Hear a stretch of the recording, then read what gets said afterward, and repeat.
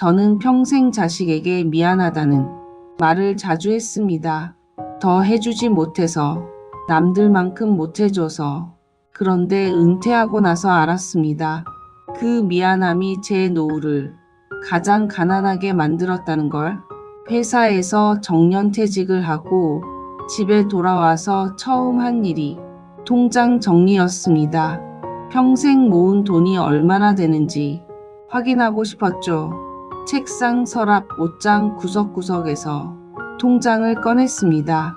적금 통장, 예금 통장, 퇴직금 통장, 먼지 쌓인 통장도 있었고 마지막으로 입금한 게 10년 전인 통장도 있었습니다. 하나씩 열어봤습니다.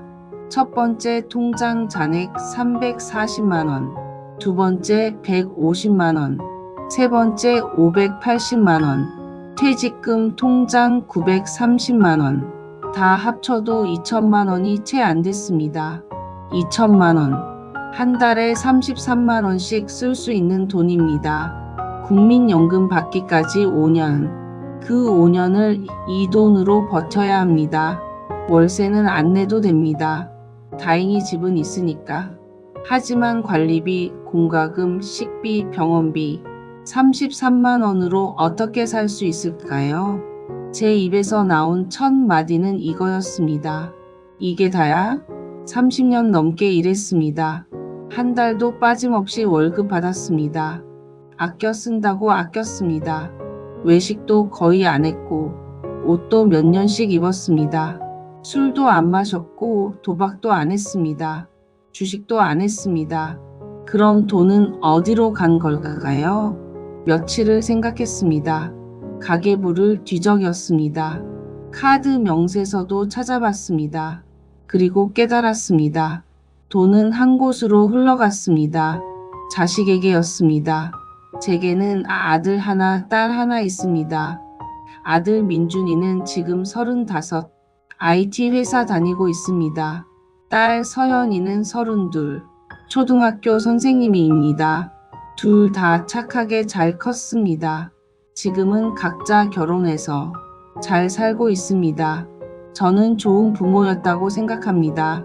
아이들한테 손 한 번 안 댔고 매일 아침 일찍 일어나 밥 차려주고 학교 보내고 대학까지 보냈습니다. 친구들한테도 순자네는 애들 잘 키웠다는 소리 들었습니다. 그런데 돌이켜보니 제가 아이들한테 가장 많이 한 말이 있었습니다. 미안해. 민준이 생일날 찍은 비디오가 있습니다. 10살 생일이었습니다. 친구들은 롯데월드 갔다고 자랑하는데 우리는 집에서 미역국만 끓였습니다. 비디오 속 제 목소리가 들립니다. 민준아, 미안해. 엄마가 돈이 없어서. 그때 민준이가 뭐라고 했는지 아십니까? 괜찮아, 엄마. 나 미역국 좋아해. 저는 그때 왜 미안했을까요? 집에서 생일 축하하는 게 잘못된 건가요? 미역국이 부끄러운 건가요? 아니었습니다. 저는 남들과 비교했던 겁니다. 남들 집 아이들은 놀이공원 가는데 우리 아들은 집에만 있으니까 그게 미안했던 겁니다. 미안하다는 말. 저는 그 말을 언제부터 했을까요? 정확히 기억나지는 않지만 아마 아이들이 초등학교 다닐 때부터였던 것 같습니다. 아니, 어쩌면 더 일찍이었을지도 모릅니다. 그때 저희는 수원, 권성구에 살았습니다. 30평짜리 아파트였습니다. 전세로 살다가 10년 만에 겨우 샀습니다. 주차장에 차는 별로 없었습니다. 대부분 버스 타고 다녔거든요. 그런데 몇몇 집은 차가 있었습니다. 그것도 새 차. 놀이터에서 엄마들이 모였습니다. 누구네는 차 샀다. 누구네는 강남으로 이사 간다. 누구네 아들은 학원을 5개 다닌다. 그런 이야기를 들을 때마다 저는 움츠러들었습니다. 우리는 차도 없고 이사갈 형편도 안 되고 학원은 2개도 벅찼으니까. 그래서 저는 아이들한테 자주 말했습니다. 엄마 아빠가 돈이 없어서 미안해. 그때는 그게 솔직한 표현이라고 생각했습니다. 아이들한테 거짓말하기 싫었거든요. 우리가 가난하다는 걸 숨기고 싶지 않았습니다. 그건 솔직함이 아니었습니다.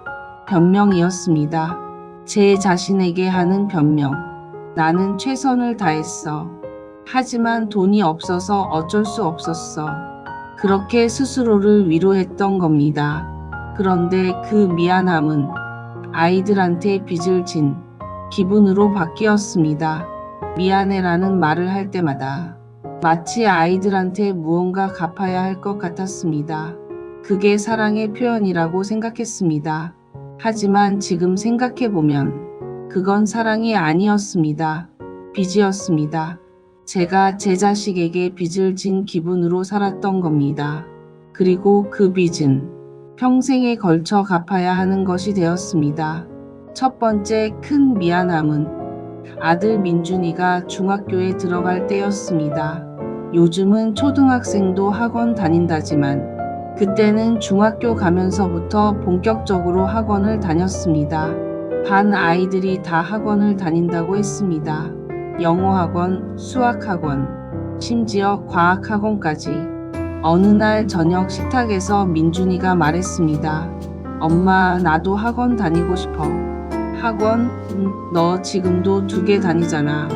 친구들은 3개, 4개씩 다녀. 과학학원도 다니고. 남편이 신문을 내리며 물었습니다. 과학까지 필요해? 선생님이 그러는데 중학교 때부터 해야 고등학교 가서 따라간대.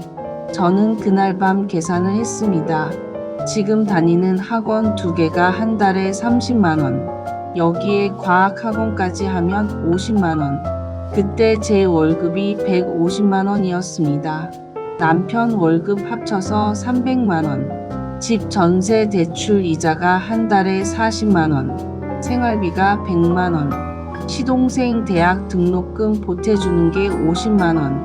그러면 남는 돈이 110만 원. 거기서 50만 원을 학원비로 쓰면 저축은 60만 원밖에 못합니다. 저축을 60만 원만 하면 1년에 720만 원. 10년 모아야 7천만 원. 민준이 대학 갈 때까지 5년. 5년이면 3,600만 원. 대학 등록금이 1년에 600만 원이라던데 모자랄 것 같았습니다. 다음 날 저녁 저는 민준이 방에 들어갔습니다.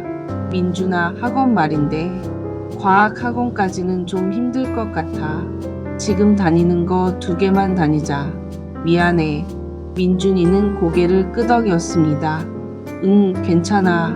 정말 미안해. 엄마가 돈을 더 벌 수 있으면 좋을 텐데. 엄마 괜찮다니까. 나 지금도 바빠. 그때 민준이 표정이 기억납니다. 실망한 것 같기도 하고 아닌 것 같기도 하고 사실 저는 확신이 없었습니다. 민준이가 정말 괜찮은 건지 아니면 괜찮은 척하는 건지. 그런데 저는 그날부터 미안했습니다. 왜 남들처럼 못해주나? 왜 우리 집은 돈이 없나? 친구들은 다 3개, 4개씩 다니는데 우리 아들만 2개. 그게 계속 신경 쓰였습니다. 혹시 민준이가 공부해서 뒤처지는 건 아닐까? 혹시 친구들한테 무시당하는 건 아닐까? 그런 생각이 들었습니다. 그 다음 미안함은 5년 뒤였습니다. 2000년. 딸 서연이가 고등학교에 들어갈 때였습니다. 그때 핸드폰이 한창 유행이었습니다. 그 전까지는 삐삐를 썼는데 2000년 되면서 핸드폰으로 바뀌었습니다. 처음엔 어른들만 쓰다가 학생들도 하나둘씩 갖기 시작했습니다. 어느 날 저녁 서연이가 말했습니다. 엄마, 나도 핸드폰 갖고 싶어. 핸드폰 그거 비싸던데? 친구들 거의 다 있어. 우리 반에 나랑 몇 명만 없어. 얼마인데? 60만 원 정도래. 그리고 매달 요금도 내야 하고. 매달 요금이 얼마? 3만 원? 저는 또 계산을 했습니다. 핸드폰 값 60만 원. 매달 요금 3만 원. 1년이면 36만 원.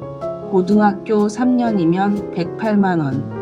처음 살 때 60만 원까지 합치면 거의 170만 원입니다. 그때 통장에 있던 돈이 200만 원 정도였습니다. 민준이 학원비 꾸준히 내면서 모은 돈이었죠. 60만 원 쓰면 140만 원 남습니다. 민준이는 2년 뒤 대학 가는데 140만 원으로는 택도 없었습니다. 다음 날 저는 서현이에게 말했습니다. 서현아, 핸드폰 말인데 조금만 기다리자. 엄마가 돈 모아서 꼭 사줄게. 미안해. 지금은 돈이 없어서. 서현이는 웃으며 말했습니다. 엄마, 나 괜찮아. 친구 거 보면 돼. 정말 미안해. 엄마가 무능해서. 엄마, 무슨 소리야. 괜찮다니까. 그 말이 더 미안했습니다. 왜 우리 딸은 참아야 하나? 왜 우리 딸은 친구 거 보면서 만족해야 하나? 다른 집 애들은 다 갖고 있는데 우리 딸만 없으면 어떡하나?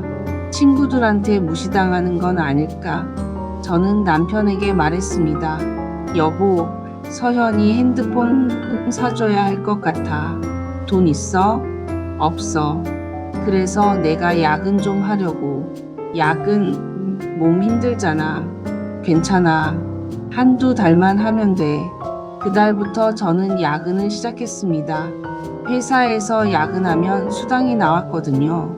1시간에 10,000원.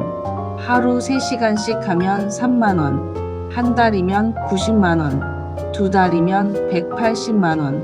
핸드폰 값은 나옵니다. 매일 밤 10시까지 일했습니다. 다른 직원들은 다 퇴근하고 저 혼자 남아서 서류 정리했습니다. 허리도 아프고 눈도 피곤했지만 서현이 생각하면 참을 만했습니다. 집에 오면 11시. 서현이는 자고 있었습니다. 민준이도 방에서 공부하고 있었고 남편은 TV 보다가 졸고 있었습니다. 저는 조용히 씻고 잤습니다. 그렇게 2달이 지났습니다. 주말도 나가서 일했습니다. 토요일에 나가면 특근 수당이 더 많이 나왔거든요. 그렇게 모은 돈이 딱 60만 원. 핸드폰 매장에서 저는 점원에게 말했습니다. 이거요. 이거 주세요. 서현이가 놀라며 물었습니다. 엄마? 내가 갖고 싶다던 거지? 엄마 돈 어떻게 마련했어? 엄마가 모았지. 서현이가 울먹이며 말했습니다. 엄마 고마워. 서현이가 좋아했습니다. 친구들한테 자랑하고 싶다고 했습니다. 그 말이 기뻤습니다. 드디어 우리 딸도 남들만큼 됐구나. 그런 생각이 들었습니다. 하지만 동시에 또 미안했습니다. 이걸 왜 진작 못 해줬나? 왜 서현이는 2달이나 기다려야 했나? 다른 집 애들은 원하면 바로 사주는데 우리 딸은 엄마가 밤낮으로 일해야 겨우 살 수 있는데 미안함은 기쁨보다 컸습니다. 그리고 그 미안함은 또다시 빚이 되었습니다. 서현이한테 더 잘해줘야 한다는 빚, 앞으로도 계속 그래야 한다는 빚, 그렇게 빚은 점점 커졌습니다. 가장 큰 미안함은 3년 뒤에 왔습니다. 2003년 민준이가 대학에 합격했을 때였습니다. 민준이가 대학에 붙었습니다. 서울에 있는 대학은 아니었습니다. 수원에 있는 대학교였죠. 그래도 민준이가 가고 싶어 하는 학과였습니다. 컴퓨터공학과. 저녁 식탁에서 민준이가 합격증을 보여줬습니다. 엄마, 나 붙었어. 저는 민준이를 얼싸안았습니다. 진짜 우리 아들 대단하다. 남편이 어깨를 두드리며 말했습니다. 잘했다. 서현이도 축하했습니다. 오빠 축하해. 저는 웃다가 물었습니다. 그런데 등록금이 얼마래? 한 학기에 300만 원이래. 300만 원? 응. 1년이면 600만 원. 1년에 600만 원. 4년이면 2,400만 원입니다. 그때 제 통장에 있던 돈이 500만 원. 남편 통장까지 합쳐도 800만 원. 2,400만 원은 어디서 만들까요? 저는 은행에 갔습니다. 학자금 대출을 알아보려고. 은행 상담사가 말했습니다. 학자금 대출은 학생 명의로도 가능합니다. 학생 명의요? 네.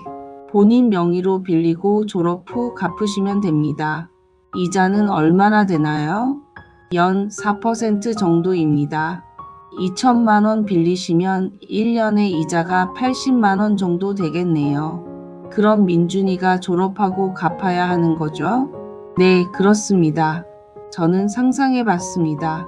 민준이가 졸업하고 첫 월급 받아서 빚부터 갚는 모습을, 사회 첫 발을 빚으로 시작하는 모습을, 그게 너무 미안했습니다. 저는 다시 상담사에게 물었습니다. 제 명의로 빌릴 수는 없나요? 부모님 명의로도 가능합니다. 하지만 이자율이 조금 더 높습니다. 5% 정도 되십니다. 괜찮습니다. 제 명의로 해주세요. 그렇게 저는 2천만 원을 빌렸습니다. 제 명의로 1년 이자가 100만 원, 한 달에 8만 원씩 이자를 내야 했습니다. 원금은 나중에 갚기로 했습니다. 민준이가 졸업하면 제가 갚을 생각이었습니다. 집에 와서 저는 민준이에게 말했습니다. 민준아, 등록금은 걱정하지 마. 엄마가 낼게. 엄마, 그런데 돈은 어떻게? 엄마가 있지. 넌 공부만 열심히 해. 엄마, 미안해. 내가 돈을 벌었어야 하는데. 저는 민준이 손을 잡으며 말했습니다. 무슨 소리야. 엄마가 미안하지. 미리 준비 못해서. 그때부터 제 월급의 반은 대출 이자로 나갔습니다.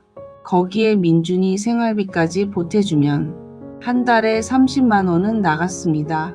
제 월급이 150만 원이었는데 30만 원 나가면 남는 게 120만 원. 거기서 집 관리비, 공과금, 식비 내면 저축할 돈은 거의 없었습니다. 원금은 전혀 못 갚았습니다. 이자만 4년 동안 냈습니다.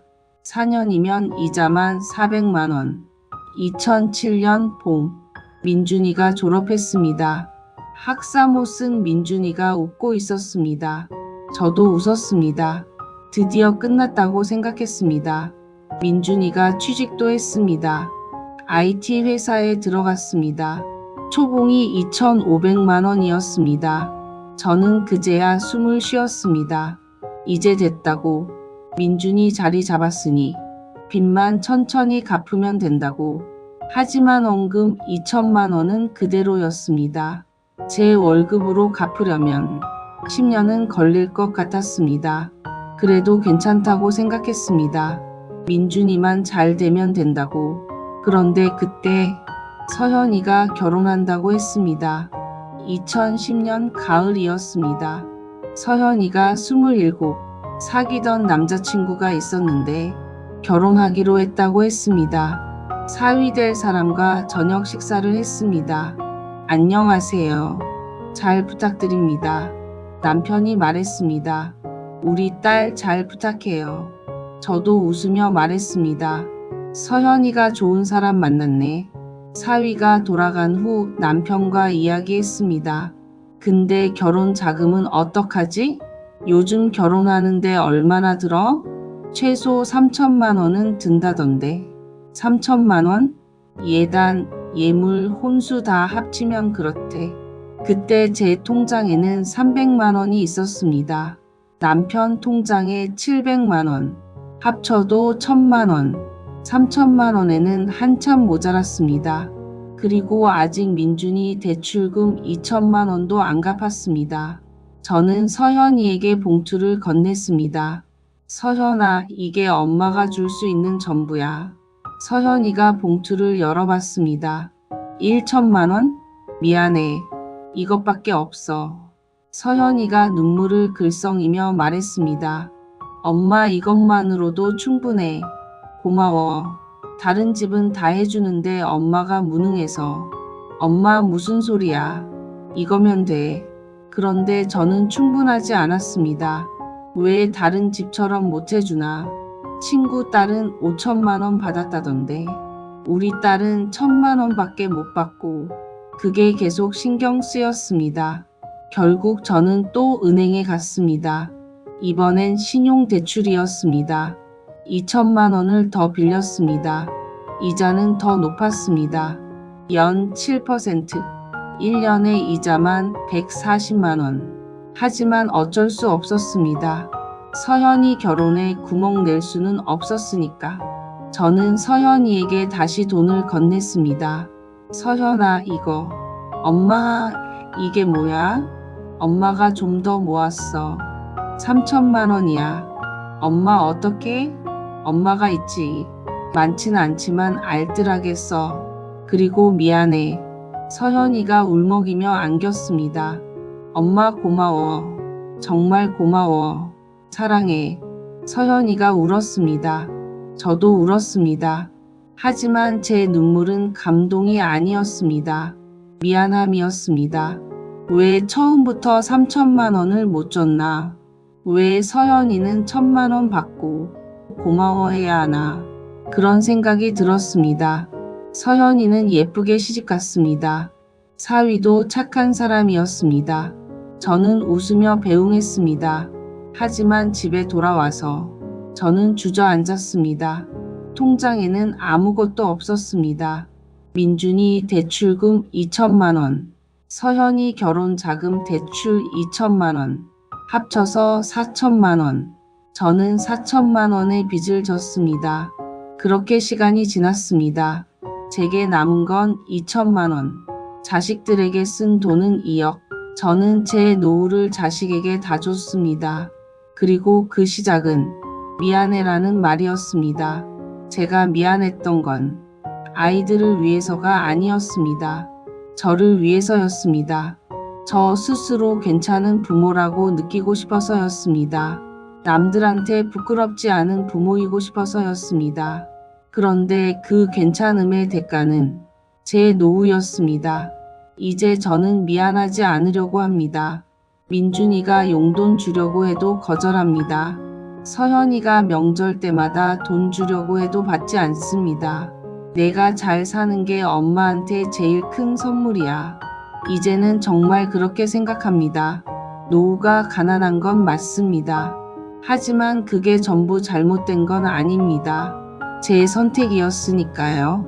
다만 이제는 알 것 같습니다.